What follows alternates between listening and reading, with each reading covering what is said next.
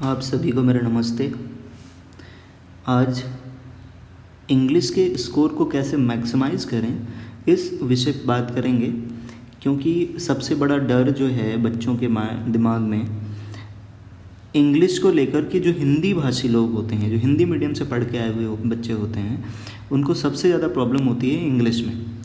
और इंग्लिश का बहुत बड़ा रोल है एसएससी जैसे एग्ज़ाम में, चाहे वो सीजीएल हो, सीएचएसएल हो, स्टेनो हो, सीपीओ हो, सभी में इंग्लिश का वेटेज बहुत है।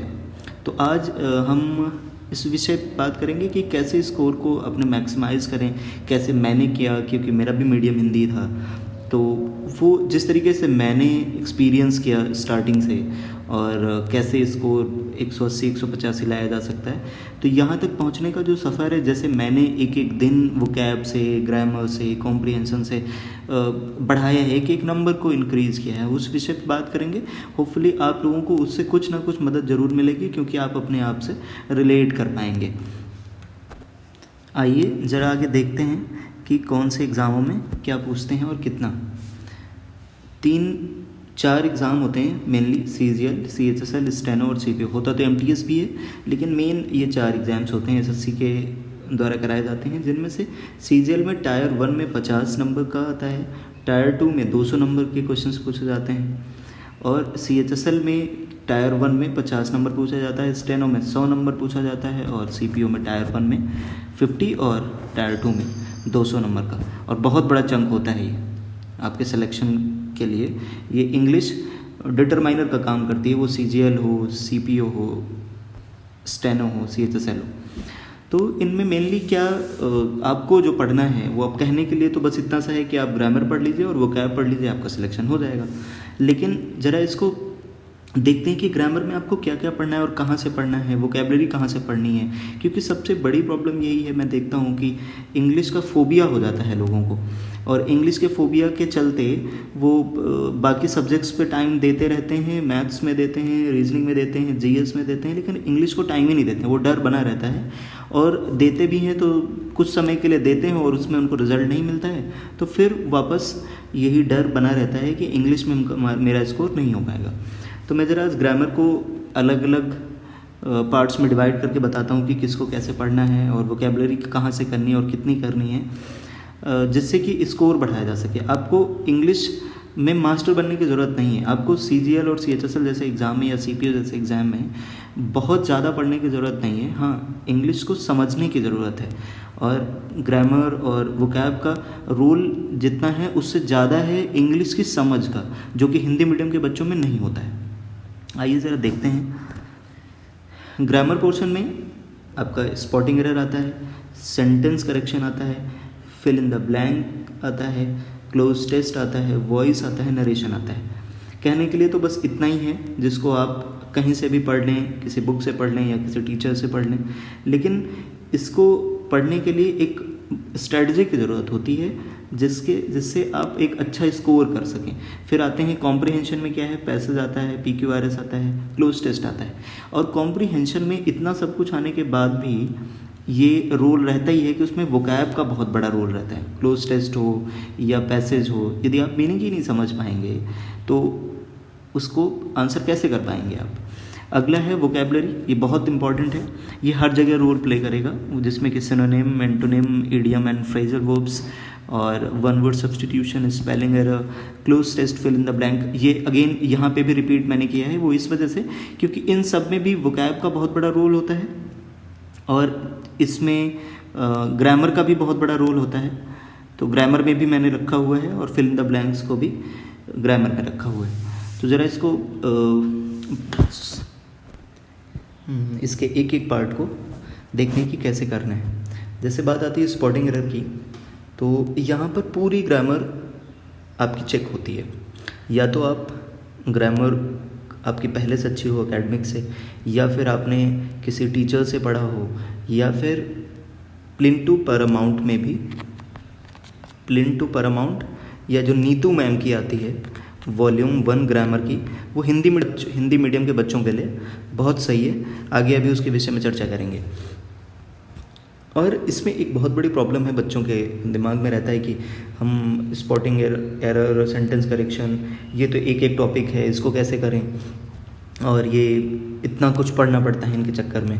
हाँ, क्योंकि आपको ये सब चीज़ें जब तक पूरी ग्रामर नहीं आएगी तब तक आप स्पॉटिंग एरर नहीं कर पाएंगे। क्योंकि जैसे ही जब आप जैसे एडजेक्टिव पढ़ रहे हैं या एडवर्ब पढ़ रहे हैं, वर्ब पढ़ रहे हैं, टेंस पढ़ रहे हैं, तो वहाँ पर जब आप जो पढ़ रहे होते हैं टॉपिक, उसके क्वेश्चंस को देखते हैं तो आपको तुरंत समझ में आता है। मान लीजिए आर्टिकल पढ़ रहे हैं और आर्टिकल पढ़ते ही आप उसके क्वेश्चंस करने जाएंगे तो वो आपको बहुत इजी लगेंगे उस टाइम पे कि कहाँ पे ए लगना है, कहाँ पे एन लगना है, कहाँ पे द लगना है।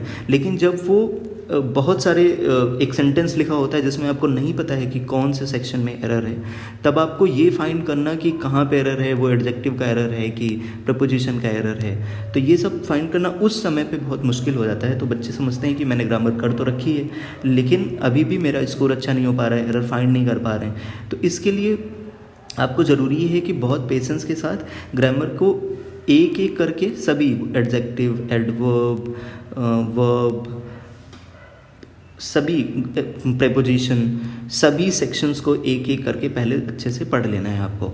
अभी हम बताएंगे उसको कहाँ से पढ़ना है, और उसके बाद आपको लंबे समय तक प्रैक्टिस करते रहना है। पीछे वाले जो आप पढ़ गए हैं उसको फिर से प्रैक्टिस में लें, ताकि जितने भी रूल हैं, जितने भी एसएससी रूल पूछता है, वो आपके दिमाग में होना चाहिए, क्लिक करना चाहिए तुरंत कि ऐसे ऐसे ही एक एरर पूछी जा सकती है। तो इसके बाद आप करें, जैसे सेंटेंस करेक्शन की बात है, सेम इसमें भी वही है कि जब आपकी पूरी ग्रामर कंप्लीट होगी तब आप उसको पकड़ पाएंगे कि कहाँ पे इम्प्रूवमेंट की ज़रूरत है। फिर फिल इन द ब्लैंक्स है। फिल इन द ब्लैंक्स में आपको लगता है कि वो वर्ड आएगा और आपको उसको फिल कर देना है, जबकि उसमें बहुत सारा सेक्शन होता है। एक वोकैब का बहुत बड़ा रोल होता है उसमें, कि आपको वोकैब आती होगी तभी आप 4 ऑप्शन में ढूंढ पाएंगे कि यहाँ पे ज़रूरत किस वर्ड की है। ग्रामर के हिसाब से यदि वहाँ पे कुछ आ रहा है तो फिर आपको समझना पड़ेगा कि पूरी ग्रामर का सेक्शन आपको आना चाहिए कि वहाँ से कुछ उसमें पुट किया जाएगा। या फिर उसमें कोई प्रपोजिशन है, प्रपोजिशन भी बहुत इंपॉर्टेंट रोल है। मैं देखता हूँ कि जितना फिल इन द ब्लैंक्स हो गया, क्लोज टेस्ट हो गया, वहाँ पे ज़्यादा चीज़ें जो आपको फंसाती हैं वो प्रपोजिशन से होती हैं। तो ग्रामर सेक्शन को पूरा पहले धीरे धीरे करके सभी सेक्शंस को पढ़ना है और डेली रिवाइज करना है जो पीछे आप पढ़ के आते हैं। फिर क्लोज टेस्ट पे आते हैं। क्लोज टेस्ट पे भी सेम है कि आपकी ग्रामर भी होनी चाहिए और उसके बाद वोकैब भी होनी चाहिए, क्योंकि वोकैब का बहुत बड़ा रोल है। यदि 4 ऑप्शन दिए हों, 4 ऑप्शन आपको समझ में ही नहीं आए कि इनका मीनिंग क्या है, तो आप वहाँ पे क्या रखेंगे। तो इस वजह से इसमें वोकैब और ग्रामर दोनों का रोल होता है।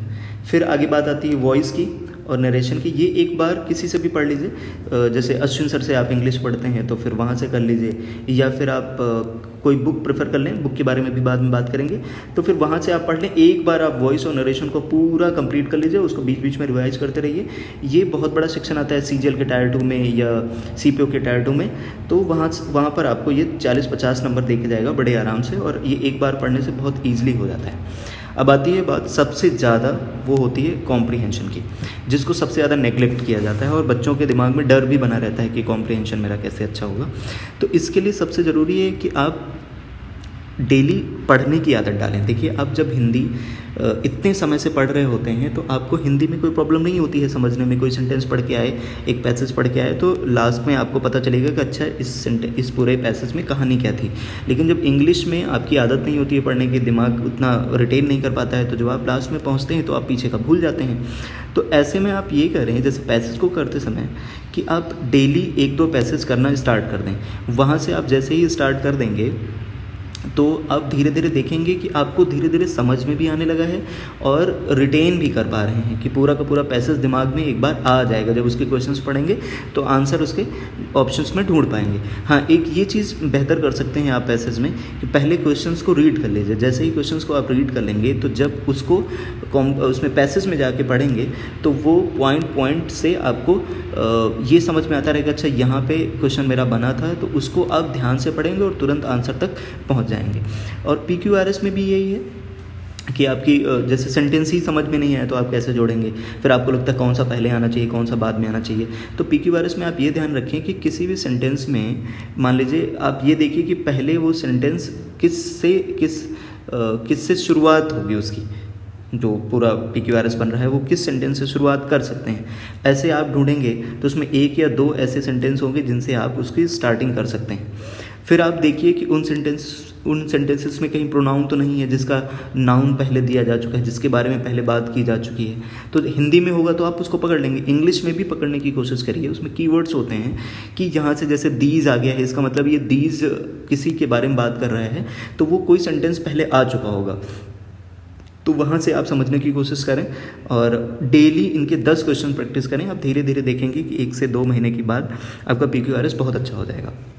क्लोज टेस्ट में भी सेम है कि आप वोकैब पहले तो तैयार कर लें, वोकैब के साथ आपकी कॉम्प्रिहेंशन इसमें भी बहुत। आप पहले राउंड में क्या करें, क्लोज टेस्ट करने से पहले अटेम्प्ट ना करें, पहले आप जाएं रफली उसको पढ़ते चले जाएं। आप पहले उस जो क्लोज टेस्ट है उसका सारांश समझ लें कि वहाँ से ये क्लोज टेस्ट किस भाव में है, पॉजिटिव है कि नेगेटिव है कि सार्केस्टिक है, मतलब जैसा भी है उसके भाव को आप समझ लें, ताकि जब वहाँ पे वोकैब होंगी तो वोकैब बहुत ज़्यादा फंसा रही होंगी तो वो आपके रेफरेंस के तौर पे, मतलब वो क्लोज टेस्ट किस भाव में जा रहा है उसी भाव की वोकैब वहाँ पे ऐड करनी होती है। तो फिर वोकैब का तो रोल है कि आपको आनी चाहिए, लेकिन क्लोज टेस्ट को समझना बहुत ज़रूरी है, तभी आप वोकैब को वहाँ पे फिल कर पाएंगे।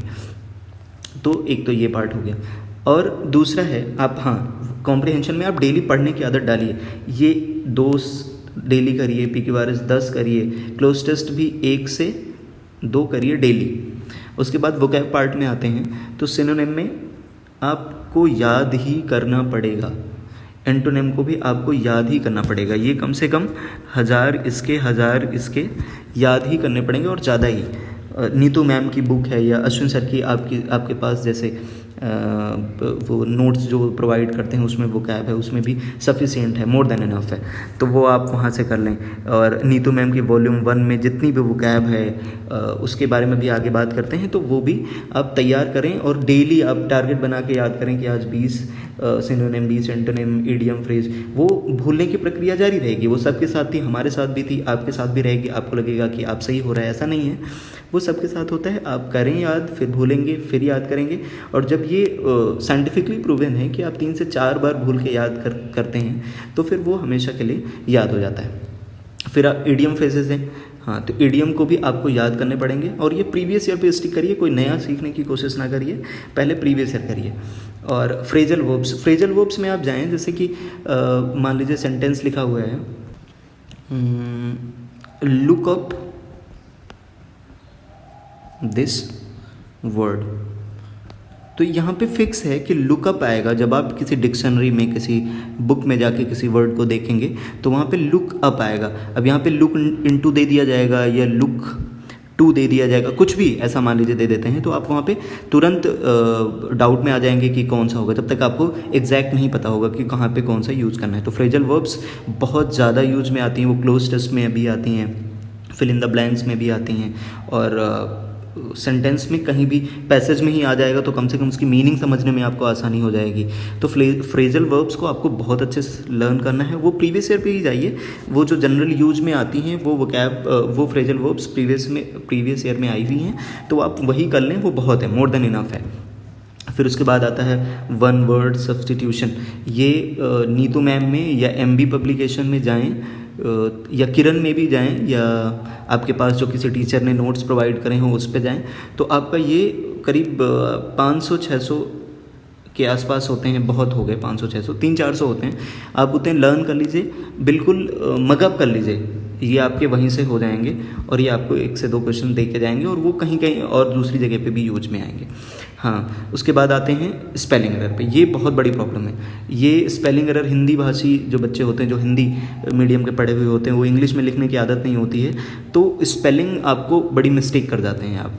तो स्पेलिंग जितने भी वर्ड हैं आप जो प्रीवियस ईयर में पूछे गए हैं उनको आप एक बार देख लें, उनको याद कर लें। कुछ ट्रिक्स भी होती हैं जो कुछ पे काम आती हैं, वरना याद ही करना पड़ता है, तो वो ट्रिक जाके आप देख भी सकते हैं यूट्यूब पे, लेकिन बाकी को आप लर्न कर लीजिए स्पेलिंग्स को, ताकि एरर में ये 1 से 2 क्वेश्चन आते हैं तो आप, और गलती होने के बहुत ज़्यादा चांसेस होते हैं। ज़्यादा वर्ड नहीं है ऐसे, 200-300 वर्ड ही होंगे जिनको आपको देखना है, लर्न करना है, तो ये सेक्शन भी आपका सही हो जाएगा।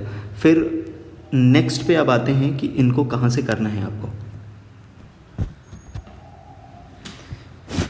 ये रिसोर्सेज हैं और बहुत लिमिट करिए, लिमिट योर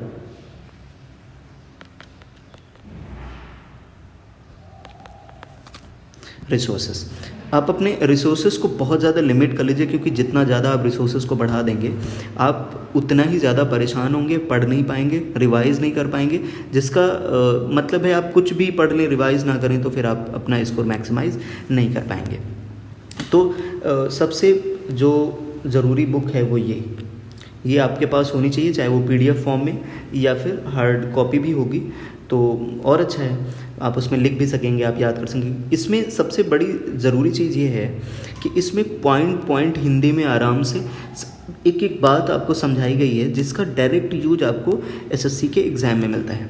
वहाँ पे वही के वही एरर और उसी टाइप का क्लोज टेस्ट, उसी टाइप का एक्टिव पैसिव और डायरेक्ट इनडायरेक्ट या जिसको नरेशन बोलते हैं, सेम वही आपको मिल जाएगा। तो यहाँ पे आपको पॉइंट वाइज बताया गया है कि ये वाला इम्पॉर्टेंट है, ये ऐसे पूछा जाता है। तो इस वाली बुक को आप कई बार 3 से 4 बार, मैंने खुद 4 से 5 बार पढ़ी है, तो आप कर लें इसको 4 से 5 बार और उसके पॉइंट्स को याद रखिए, क्योंकि वहाँ पे आपके पास यही है, कन्फ्यूज़न होगा तो फिर आप स्कोर बढ़िया नहीं कर पाएंगे। तो कन्फ्यूज़न होना बिल्कुल कन्फ्यूजन बिल्कुल नहीं होना चाहिए यहाँ से।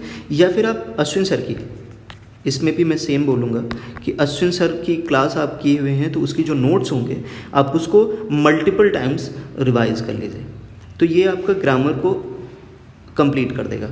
और यहाँ से इस बुक को अब वैसे भी ये सर की नोट्स होंगी तो वो भी, लेकिन इस बुक का चाहे PDF ही फॉर्म आप रख लीजिए, इसको पढ़ लीजिए, 3 से 4 बार कर लीजिए, तो उसके बाद आपको खुद लगने लगेगा कि आपका इम्प्रूवमेंट हो रहा है, आपके नंबर बढ़ रहे हैं। आप इसमें से सभी सेक्शंस को कर लीजिए, चाहे वो वोकैब का पार्ट हो, ग्रामर का पार्ट हो, ये आप समझ लीजिए कि 90% प्रिपरेशन यहीं से हो जाएगी।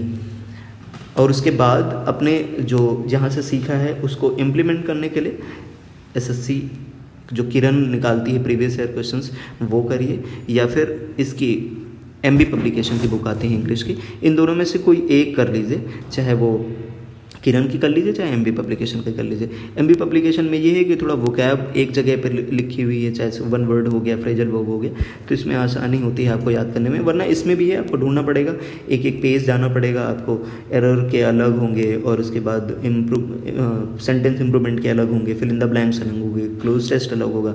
तो ये भी बहुत अच्छी बुक है। इन दोनों में से कोई भी आप फ्री हैं इसके लिए कि आप कौन सी चूज़ करना चाहते हैं, आप चूज़ कर लें और उसको कंटिन्यू प्रैक्टिस में लेते रहें लगातार। जितने ज़्यादा क्वेश्चंस आप कर लेंगे आप उतना इम्प्रूवमेंट पाएंगे। सबसे ज़्यादा यही प्रॉब्लम है कि बच्चे इसको थोड़े दिन तो करते हैं, उसके बाद इंटरेस्ट नहीं रखते इसमें, क्योंकि ये एक दिन की बात नहीं है, ये एक लंबा प्रोसेस है। आप धीरे धीरे आप इसको करेंगे, तब जाके आपको 3 से 4 महीने बाद, जो स्टार्टिंग कर रहे हैं, जो बिगिनर हैं, 3 से 4 महीने के बाद उनमें इम्प्रूवमेंट दिखेगा। तो इस वजह से बच्चे थोड़े ही दिन में थक जाते हैं और फिर करना बंद कर देते हैं, और या पढ़ते हैं तो फिर उतने इंटरेस्ट के साथ नहीं, टारगेट के साथ नहीं। तो इंटरेस्ट और टारगेट दोनों बना के रखें। इस वाली बुक को आप ये समझ लिए कि आप रट लेना है आपको शुरू से लेकर आखिरी तक। फिर इन दोनों में से या इन दोनों में से आपको उनके क्वेश्चंस, इन दोनों में से क्वेश्चंस आपको कर लेने हैं प्रीवियस ईयर के पूरे। उसमें वोकैब पार्ट भी आएगा, ग्रामर भी आएगी।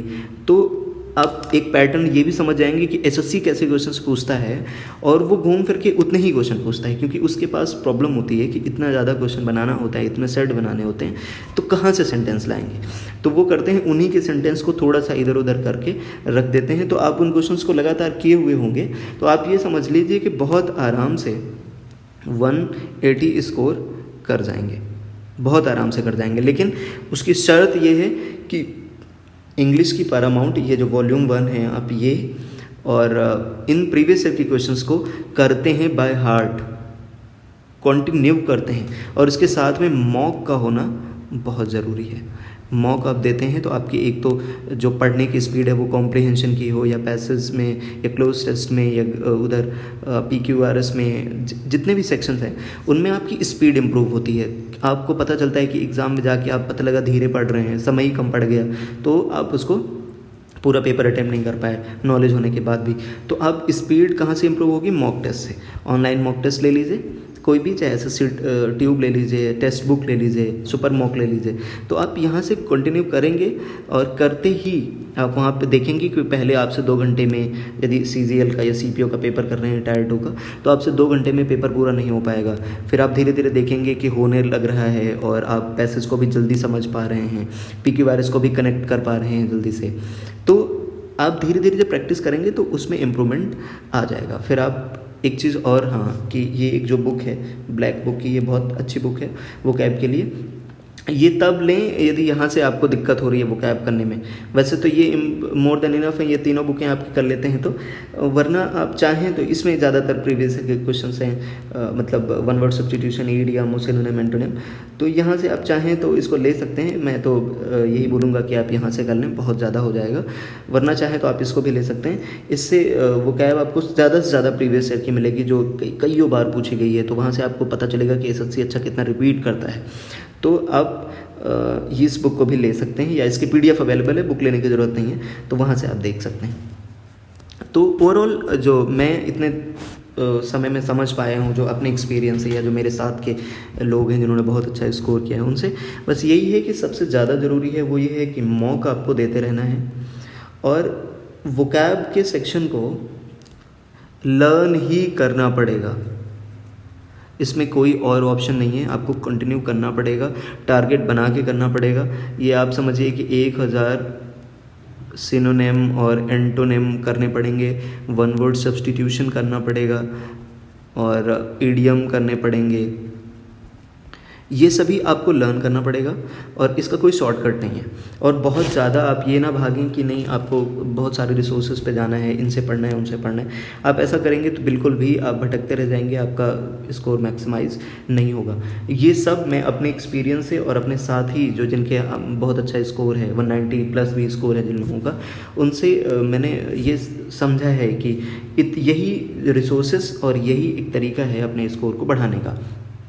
तो आप मॉक टेस्ट कंटिन्यू दीजिए, वोकैब लर्न कर लीजिए और रीडिंग बढ़ा दीजिए। आप रीडिंग डेली करिए। जैसे हिंदी आप इतने दिन से पढ़ रहे हैं तो हिंदी में आपकी समझ हो गई है, इंग्लिश में भी आप छोटी छोटी बुक पढ़िए, 4th 5th की बुक्स इंग्लिश के ले लीजिए और जो छोटी छोटी स्टोरीज बुक आती हैं उनको ले लीजिए। उनमें बहुत इजी लिखा होता है क्योंकि आप अभी डिफ़िकल्ट पढ़ने के स्थिति में नहीं हैं, तो वो बहुत इजी से चीज़ें पढ़िए। फिर धीरे धीरे उसमें इंटरेस्ट पहले डेवलप करिए और फिर धीरे धीरे जब इंटरेस्ट डेवलप हो जाएगा तो आपकी इंग्लिश में समझ अच्छी हो जाएगी और समझ होने के साथ साथ आपके नंबर भी वो जब मॉक टेस्ट में या एग्ज़ाम देंगे वहाँ पे बढ़ेंगे तो आपको लगेगा कि इम्प्रूवमेंट हो रहा है। और आप ये समझ लीजिए कि ये मत सोचिए कि नहीं जो इंग्लिश मीडियम के बच्चे हैं उनको बहुत ज़्यादा इसमें, हाँ थोड़ा सा ये रहता ज़रूर है कि उनको समझ होती है, लेकिन वो ग्रामर नहीं पढ़ते हैं उतना जितना आप यूपी बोर्ड से या बिहार बोर्ड से, जो हिंदी बोर्ड होते हैं उनसे पढ़ के आते हैं। तो आप ये ना बिल्कुल समझें इन्फीरियर, बिल्कुल ना समझें कि आपसे नहीं हो पाएगा, बिल्कुल होगा और बहुत अच्छा होगा आपसे। आपको 4 से 5 मंथ्स कंटिन्यू इंग्लिश को देने हैं और उसके बाद आप देखेंगे कि आपका स्कोर बहुत अच्छा हो जाएगा। ये इस बेस पे कह रहे हैं कि 2018 में जब हम प्री का पेपर देने गए थे उससे पहले 6 महीने ही पहले इंग्लिश मैंने पढ़नी स्टार्ट करी थी। उससे पहले हमारा भी यही हाल हुआ करता था कि इंग्लिश सेक्शन में स्कोर नहीं हो पाता था।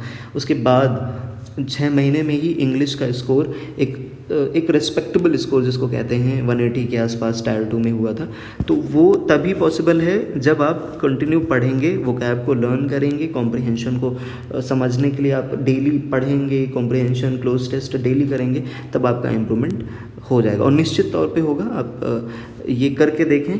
बस ये है कि आप 2 दिन पढ़ने के बाद बंद ना करें, क्योंकि ज़्यादातर यही होता है कि आप 2 दिन तो जोश में पढ़ लेते हैं, फिर उसके बाद धीरे धीरे वो धूमिल होने लगता है और आप जैसे ही डिसकंटिन्यू कर देते हैं तो जो आपने लर्न किया है वो भी भूल जाते हैं, तो और डीमोरलाइज हो जाते हैं, जिससे आपका स्कोर कम होने लगता है। तो यही कुछ तरीके हैं जो मैंने कोशिश करी है कि आप सीखेंगे और आपका कुछ स्कोर इम्प्रूव होगा, फिर आपकी इंटरेस्ट डेवलप होगी। जब तक स्कोर इम्प्रूव नहीं होगा तब तक आपका इंटरेस्ट भी डेवलप नहीं होगा और जैसे इंटरेस्ट डेवलप होगा इंग्लिश में बहुत अच्छा स्कोर होगा। All the very best CGL का आने वाले एग्ज़ाम के लिए, जिसमें आपको अभी से आप पढ़ना स्टार्ट कर दें। 45 दिन है तो काफ़ी कुछ सीख जाएंगे। प्री में एक अच्छा स्कोर करने के बाद मेंस में आपको 2-3 महीने का टाइम मिलेगा जिसमें आप इंग्लिश को अच्छे लेवल तक पहुँचा सकते हैं। चलिए फिर आप उम्मीद करते हैं कि इन सब से किसी और सोर्सेज पे नहीं भाग के जाएंगे, इधर उधर से पढ़ना बंद कर देंगे, प्रीवियस ईयर पे स्टिक करेंगे और रेगुलर पढ़ेंगे, जिससे कि आपका स्कोर अच्छा हो सके। सभी आने वाली सभी एग्ज़ाम्स के लिए good luck and have a nice day.